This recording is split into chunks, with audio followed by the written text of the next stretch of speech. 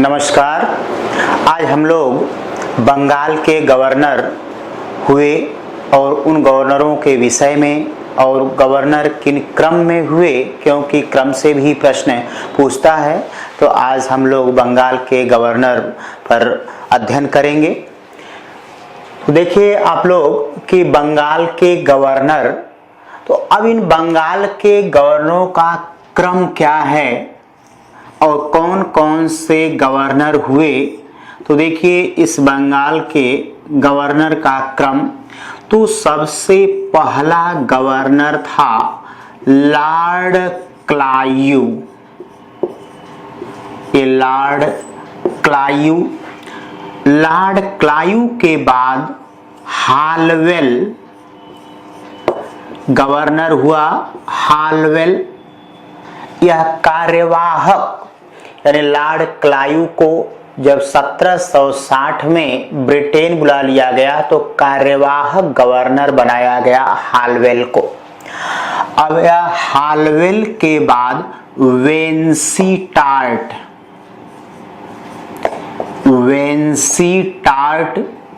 को गवर्नर बनाया गया।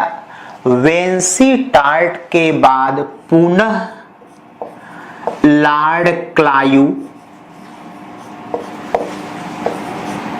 गवर्नर बनकर आया। लॉर्ड क्लायू के बाद लॉर्ड वेरेलस्ट। अब इस लॉर्ड वेरेलस्ट के पश्चात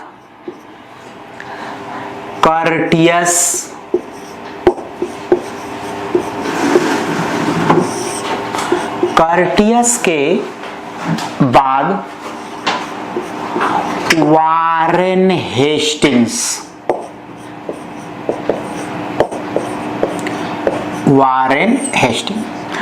तो इस तरह से आप देख रहे हैं कि बंगाल के गवर्नर हुए और उसमें सबसे पहला गवर्नर लॉर्ड क्लायू और बंगाल के गवर्नरों में सबसे अंतिम बंगाल का गवर्नर वारेन हेस्टिंग्स।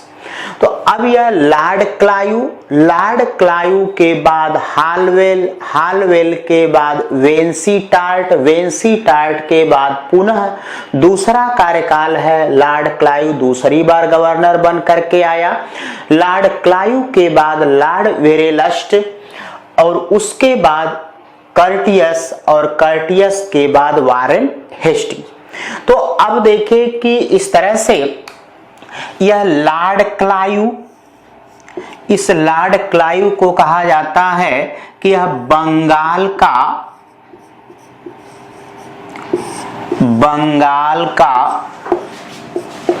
ये प्रथम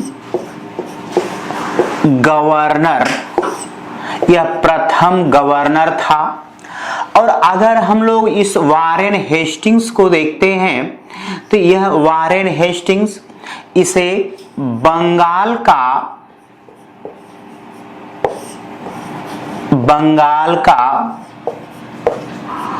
अंतिम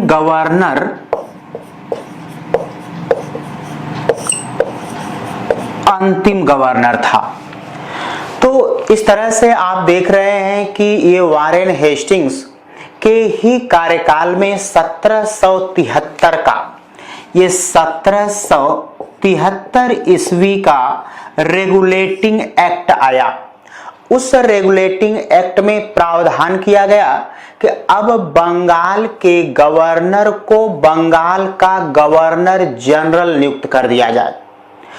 इस 1773 के रेगुलेटिंग एक्ट के अनुपालन में वारेन हेस्टिंग्स को ही 1773 के पश्चात अगले वर्ष 1774 ईस्वी में वारेन हेस्टिंग्स को बंगाल का गवर्नर जनरल बना दिया गया। इस प्रकार अब बंगाल का अंतिम गवर्नर वारेन हेस्टिंग्स और वारेन हेस्टिंग्स को ही बंगाल का प्रथम गवर्नर जनरल भी कहा जाता है। तो इतना आप लोगों को समझ में आया।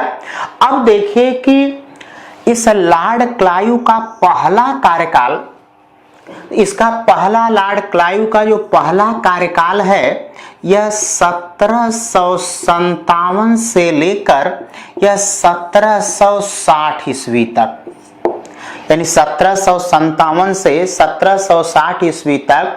1757 में प्लासी के युद्ध में बंगाल के नवाब सिराजुद्दौला को पराजित किया लॉर्ड क्लाइव, और लॉर्ड क्लाइव को ही ब्रिटिश कंपनी ने बंगाल का प्रथम गवर्नर नियुक्त कर दी। जब प्रथम गवर्नर के रूप में नियुक्त हुआ तो लॉर्ड क्लाइव ने बंगाल में अपना एक साम्राज्य स्थापित किया, एक राज्य स्थापित किया। इस वजह से लॉर्ड क्लाइव को भारत में ब्रिटिश साम्राज्य का संस्थापक भी कहा जाता है। अक्सर पूछा जाता है, प्रश्न आता है कि भारत में ब्रिटिश साम्राज्य की नींव किसने डाला, तो लॉर्ड क्लाइव, या ब्रिटिश साम्राज्य का संस्थापक कौन था, तो लॉर्ड क्लाइव था। अब देखिए कि ये जो हालवेल है, यह हालवेल ये 1760 ईस्वी में यह हालवेल यह गवर्नर, बंगाल का गवर्नर, कार्यवाहक गवर्नर बनाया गया। और इस हालवेल ने ही एक घटना का वर्णन किया है कि कलकत्ता में हालवेल के द्वारा एक घटना का वर्णन किया गया कि, और इसका नाम है ब्लैक होल। ये ब्लैक होल की घटना, तो देखिए इसमें ब्लैक होल की घटना का उल्लेख करने वाला, इस घटना को बताने वाला गवर्नर बंगाल का कार्यवाहक हालवेल था। अब इसने यह बताया कि कलकत्ता में एक 18 फीट लंबी और 14 फीट 10 इंच चौड़ी कोठरी, और यह कोठरी कहां, कलकत्ता में। इसमें 20 जून 1756 ईस्वी, 20 जून 1756 ईस्वी को यहां ब्लैक होल की घटना घटी कलकत्ता में। तो इस डेट को हालवेल ने ये जिक्र किया है कि बंगाल का नवाब सिराजुद्दौला ने 146 लोगों को बंद कर दिया। तो उस समय देख रहे हैं कि ये 20 जून यानी गर्मी के महीने में एक छोटी सी कोठरी में 146 अंग्रेज बच्चे, महिलाओं को बंद कर दिया। और इस 146 लोगों में जब सुबह 21 जून की सुबह जब यह खोला गया तो इसमें मात्र 23 लोग ही जीवित बचे। और उसमें 23 लोग जो जीवित बचे उसमें मैं भी था, यानी मैं नहीं, यानी हालवेल, ये लिखता है हालवेल कि यानी उन जीवित लोगों, यानी इस घटना का भुक्तभोगी मैं भी था और उस जीवित 23 लोगों में एक मैं था। तो इस तरह से ये अक्सर ये प्रश्न आता है, पूछा जाता है कि ब्लैक होल की घटना कहां घटी, तो यह कहां घटी थी, कलकत्ता में घटी। ये घटना कब घटी, तो 20 जून 1756। इस घटना का जिम्मेदार कौन था, नवाब, बंगाल का नवाब सिराजुद्दौला। और इस ब्लैक होल की घटना में ये घटना का वर्णन किसने किया है, हालवेल ने किया है। तो इस तरह से अब देखिए कि इस लॉर्ड क्लाइव के बाद हालवेल, अब हालवेल के बाद वेंसीटार्ट। अब यह वेंसीटार्ट यह 1760 से लेकर यह 1765 ईस्वी तक यह गवर्नर के पद पर रहा, बंगाल का गवर्नर रहा। और इस वेंसीटार्ट के ही कार्यकाल में दो प्रमुख घटनाएं या जिसे घटनाओं से जुड़े हुए प्रमुख युद्ध भी हुए हैं जो सबसे महत्वपूर्ण हैं। ये वेंसीटार्ट के ही कार्यकाल में 1761 ईस्वी में 14 जनवरी को युद्ध हुआ जिसे इतिहास प्रसिद्ध युद्ध के नाम से जाना जाता है। यह पानीपत का थर्ड युद्ध, तृतीय युद्ध। और 1764 64 ईस्वी में बक्सर का युद्ध, ये बक्सर का युद्ध। तो ये दो युद्ध अक्सर पूछता है कि पानीपत के तृतीय युद्ध के समय बंगाल का गवर्नर कौन था? वेंसी टाट था। यानी वेंसी टाट के ही कार्यकाल में 1761 ईस्वी में पानीपत का तृतीय युद्ध ईरान का शासक अहमद शाह अब्दाली और मराठों के बीच युद्ध हुआ। इसमें अहमद शाह अब्दाली की विजय हुई थी और मराठे पराजित हुए थे। यहीं से मराठों की शक्ति क्षीण हो गई थी, यानी कमजोर हो गए थे।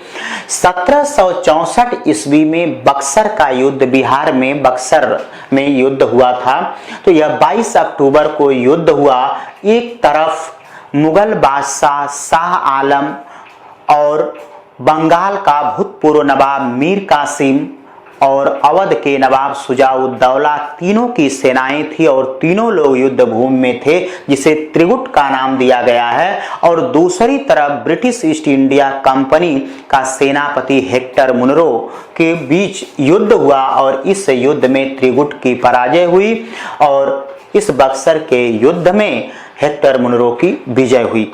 तो इस तरह से ये दो युद्ध महत्वपूर्ण युद्ध हैं, परीक्षा में अक्सर पूछे जाते हैं। तो ये दोनों युद्ध वेंसी टाट के कार्यकाल में हुए। अब देखिए कि अब पुनः लॉर्ड क्लाइव गवर्नर बनकर के भारत आया। तो अब यह दूसरा कार्यकाल है लॉर्ड क्लाइव का। देखिए अब हम लोग दूसरे कार्यकाल में ही लॉर्ड क्लाइव ने कई कार्य किए।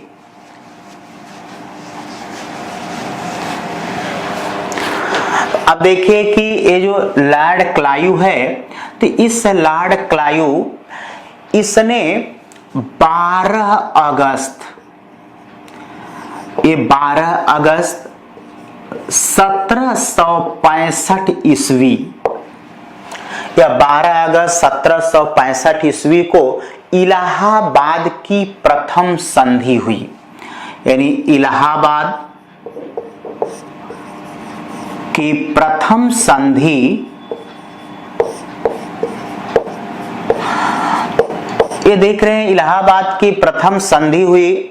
तो एक तरफ मुगल बादशाह शाह आलम द्वितीय और लॉर्ड क्लाइव के बीच संधि हुई और लॉर्ड क्लाइव ने ही मुगल बादशाह शाह आलम द्वितीय से 12 अगस्त 1765 ईस्वी को बंगाल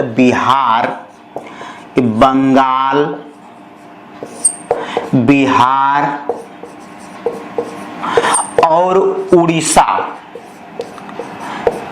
ये तीनों स्थानों की, बंगाल, बिहार और उड़ीसा तीनों स्थानों की दीवानी प्राप्त कर लिया। ये दीवानी प्राप्त कर लिया। अर्थात अब आप देख रहे हैं कि ये 12 अगस्त 1765 ईस्वी को ध्यान दीजिए आप लोग कि लॉर्ड क्लाइव और मुगल बादशाह शाह आलम द्वितीय के बीच इलाहाबाद में इलाहाबाद की प्रथम संधि हुई और इस संधि में मुगल बादशाह शाह आलम द्वितीय ने बंगाल, बिहार और उड़ीसा की दीवानी लॉर्ड क्लाइव को प्रदान कर दिया। अब इस लॉर्ड क्लाइव ने ही 1765 ईस्वी में, ये 1765 ईस्वी में बंगाल में द्वैध शासन, ये द्वैध शासन लागू कर दिया। यानी इसने द्वैध शासन व्यवस्था को यह लागू कर दिया। अब देखिए कि यहाँ प्रश्न उठता है यह कि द्वैध शासन क्या है? तो दोहरा शासन, यानी अब इसे जब दीवानी मिल गई तो बाह्य प्रशासन, जैसे बाहरी देशों से व्यापार है, भू राजस्व की वसूली है, ये सारे अधिकार कंपनी के पास रहेंगे और निजामत का अधिकार अर्थात फौजदारी मामले, आंतरिक मामले बंगाल के नवाब के पास होंगे। तो यानी बंगाल पर एक बंगाल के नवाब का फौजदारी निजामत का आंतरिक प्रशासन उसके हाथों में होगा, शासन चलाएगा। दूसरी तरफ बंगाल में जो भू राजस्व का अधिकार है, न्यायिक अधिकार है, विदेशी मामलों के अधिकार, ये ब्रिटिश ईस्ट इंडिया कंपनी के हाथों में रहेंगे। तो इस दोहरा प्रशासन है, इसी दोहरे प्रशासनिक व्यवस्थाओं को ही द्वैध शासन कहा जाता है। तो इस द्वैध शासन को लागू करने वाला कौन था? लॉर्ड क्लाइव था। यानी लॉर्ड क्लाइव ने 1765 में इस द्वैध शासन प्रणाली का बंगाल में आरंभ किया था। देखिए 1766 ईस्वी में श्वेत विद्रोह हुआ और इस श्वेत विद्रोह जब हुआ उस समय भी गवर्नर था लॉर्ड क्लाइव। अब ये विद्रोह क्यों हुआ? क्योंकि बंगाल और बिहार में सैनिकों को दिए जाने वाले दोहरा भत्ता पर लॉर्ड क्लाइव ने प्रतिबंध लगा दिया, जिसके कारण मुंगेर और इलाहाबाद के सैनिक अधिकारियों ने विद्रोह किया था, लेकिन उन विद्रोहों को लॉर्ड क्लाइव ने दबा लिया। उसी विद्रोह को श्वेत विद्रोह के नाम से जाना जाता है। तो अक्सर पूछा जाता है कि श्वेत विद्रोह किसके कार्यकाल में हुआ था? तो लॉर्ड क्लाइव के कार्यकाल में हुआ था। तो इस तरह से ये देख रहे हैं। अब देखिए कि ये लॉर्ड क्लाइव को हमने बताया कि अभी आपको पहले कि लॉर्ड क्लाइव को ही भारत में ब्रिटिश साम्राज्य का संस्थापक कहा जाता है और लॉर्ड क्लाइव ने जो बंगाल में प्लासी के युद्ध के बाद अपना वर्चस्व कायम किया और नवाब सिराजुद्दौला की प्लासी के युद्ध में हत्या हो गई, उसके बाद जब वहां बंगाल में अपना दीवानी का अधिकार प्रदान प्राप्त कर लिया और वर्चस्व अपना कायम कर लिया, तो एक जो है कि अभी तक ब्रिटिश कंपनी क्या कर रही थी कि केवल व्यापार कर रही थी, लेकिन अब राजनीति में, प्रशासन में भी हस्तक्षेप करने लगी, जिसकी वजह से इस लॉर्ड क्लाइव को ब्रिटिश साम्राज्य का संस्थापक या ब्रिटिश साम्राज्य का भारत में नींव रखने वाला कहा जाता है। अब देखिए इस लॉर्ड क्लाइव के बाद लॉर्ड वेरेलस्ट, इस लॉर्ड वेरेलस्ट के भी कार्यकाल में द्वैध शासन व्यवस्था बंगाल में चलती रही, लागू रही। लॉर्ड वेरेलस्ट के बाद देखिए ये कर्टियस, और कर्टियस के कार्यकाल में भी यह व्यवस्था द्वैध शासन व्यवस्था चलती रही और इसी कर्टियस के कार्यकाल में ही 1770 ईस्वी में आधुनिक भारत का पहला अकाल पड़ा था। इस कर्टियस के बाद अब यह वारेन हेस्टिंग्स, तो देखिए इस वारेन हेस्टिंग्स का कार्यकाल यह 1772 से आरंभ होता है और यह 1785 ईस्वी तक यह वारेन हेस्टिंग्स का कार्यकाल है। तो देखिए कि इस वारेन हेस्टिंग जब 1772 में बंगाल के गवर्नर के पद पर नियुक्त होकर के आया, तो इसने सबसे पहला कार्य किया कि 1772 ईस्वी में लॉर्ड क्लाइव द्वारा बंगाल में लगाए गए द्वैध शासन व्यवस्था का अंत कर दिया। यानी किसने? Warren Hasting. वारेन लगाया लॉर्ड क्लाइव, लेकिन वारेन हेस्टिंग ने 1772 में बंगाल के द्वैध शासन व्यवस्था का अंत कर दिया, इस व्यवस्था का अंत कर दिया और इसने जो राजकोष था उस राजकोष का स्थानांतरण किया, अर्थात राजकोष को मुर्शिदाबाद से स्थानांतरित करके कलकत्ता में स्थापित किया। जो वित्तीय राजकोष था, जो धन आता था जो दीवानी से, जो उसी राजकोष को इसने स्थानांतरित किया कि मुर्शिदाबाद से कलकत्ता में ला करके स्थापित किया। और वारेन हेस्टिंग्स के ही कार्यकाल में 1773 ईस्वी का रेगुलेटिंग एक्ट आया। जब ये 1773 का रेगुलेटिंग एक्ट आया तो उस एक्ट में ही वारेन हेस्टिंग्स को बंगाल के गवर्नर से बंगाल का गवर्नर जनरल बना दिया गया और यह प्रावधान किया गया कि अब बंगाल में एक न्यायालय की स्थापना की जाए और इसका अधिकार भी दिया गया, जिसका कार्य वारेन हेस्टिंग्स ने किया। अर्थात वारेन हेस्टिंग्स ने ही 1774 ईस्वी में, यानी इसने 1774 ईस्वी में कलकत्ता में एक सुप्रीम कोर्ट की, जिसे कलकत्ता सुप्रीम कोर्ट यानी कलकत्ता सर्वोच्च न्यायालय के नाम से जाना जाता है, तो ये सुप्रीम कोर्ट की इसने स्थापना किया, जिसका मुख्य न्यायाधीश इम्पे को बनाया गया।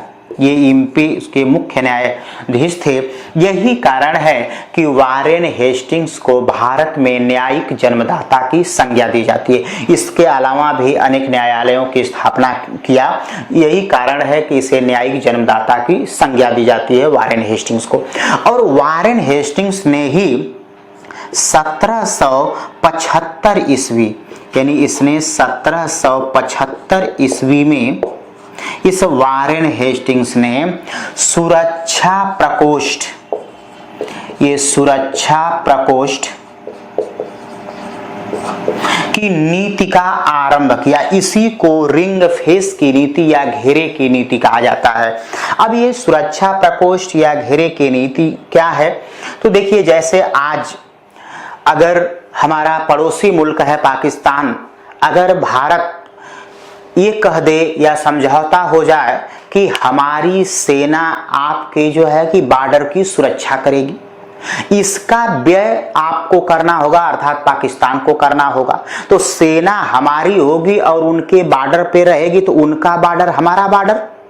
तो अब जो है, जब हमारा बॉर्डर भी है और पाकिस्तान का भी बॉर्डर है, तो वहां पर अगर रहेगी सेना तो वेतन उनसे लेगी, उनके बॉर्डर की सुरक्षा का नाम मात्र, लेकिन उसके साथ साथ हमारे भी देश की वही सेना सुरक्षा करेगी।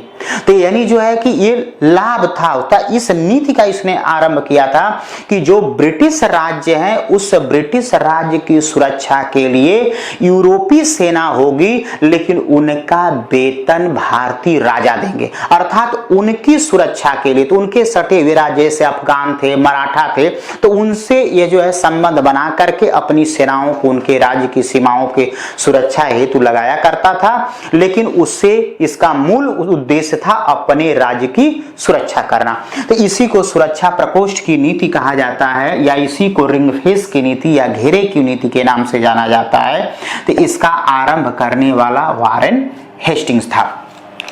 अब देखिए कि इस वारेन हेस्टिंग्स ने ही 1781 ईस्वी में कलकत्ता मदरसा की स्थापना किया, यानी शिक्षा के क्षेत्र में भी इसके कार्यकाल में विकास हुआ।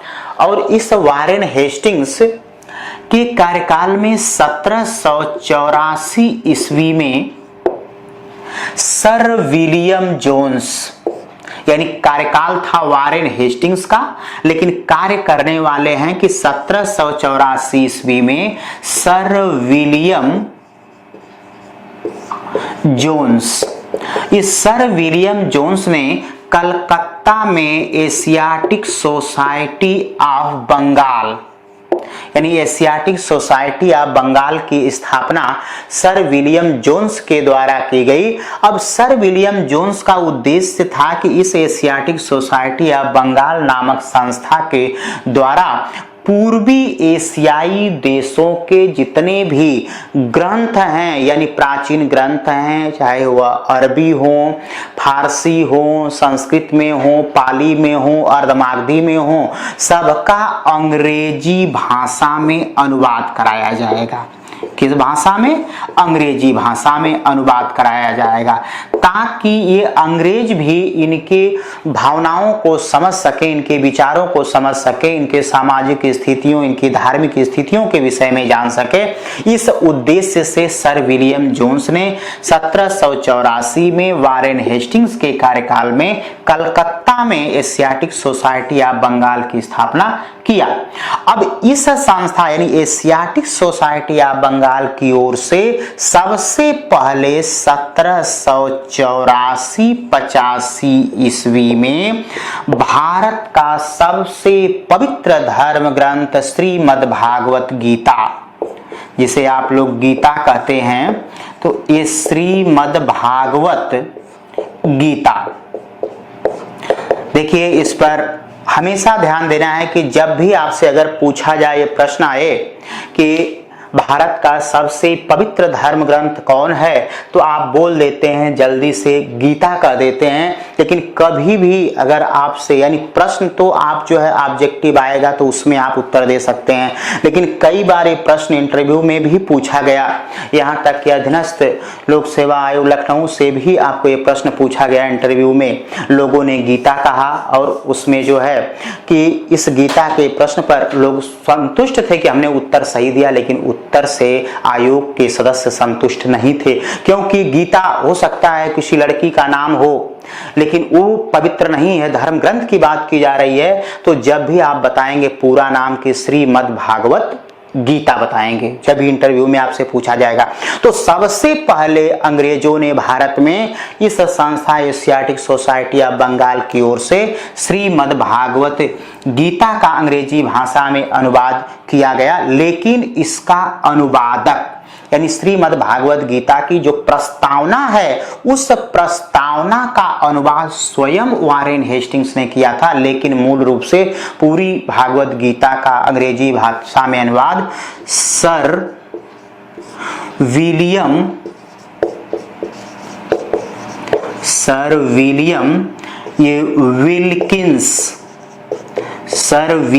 विल्किंस। जब आप देखते हैं तो केवल इतना नाम देता है क्वेश्चन में, आंसर में, आपका ABCD में किसी में भी, लेकिन पूरा नाम है इसका सर विलियम विल्किंस। यानी विल्किंस ने श्रीमद् भागवत गीता का अंग्रेजी भाषा में सबसे पहले अनुवाद किया। इसके बाद हितोपदेश का अंग्रेजी भाषा में, अभिज्ञान शाकुंतलम का, इस तरह से सभी का अंग्रेजी भाषाओं में अनुवाद होने लगा। तो इस तरह से यानी ये दो महत्वपूर्ण कार्य भी वारेन हेस्टिंग्स के कार्यकाल में हुआ है। और वारेन हेस्टिंग्स ने ही जब यह था तो इसके ऊपर महाभियोग लगाया गया, और महाभियोग लगा करके 1785 ईस्वी में वारेन हेस्टिंग्स को इसके पद से हटा दिया गया। और 1788 से लेकर के 1795 ईस्वी तक ब्रिटेन में वारेन हेस्टिंग्स के ऊपर मुकदमा चलाया गया ब्रिटेन में, लेकिन इसके कार्यों के विस्तार और कार्य करने की शैली से पुनः वारेन हेस्टिंग्स को महाभियोग के आरोप से मुक्त कर दिया गया। तो यही अक्सर पूछा जाता है, प्रश्न आता है कि कौन सा बंगाल का गवर्नर था या बंगाल का गवर्नर जनरल था जिसके ऊपर महाभियोग लगाया गया था, तो वारेन हेस्टिंग्स के ऊपर महाभियोग लगाया गया था। तो इस तरह से आपने देखा कि ये बंगाल के प्रमुख गवर्नर थे, और इन बिंदुओं के, बंगाल के गवर्नरों से इन बिंदुओं से प्रश्न पूछा जाता है। तो आज इतना ही, धन्यवाद।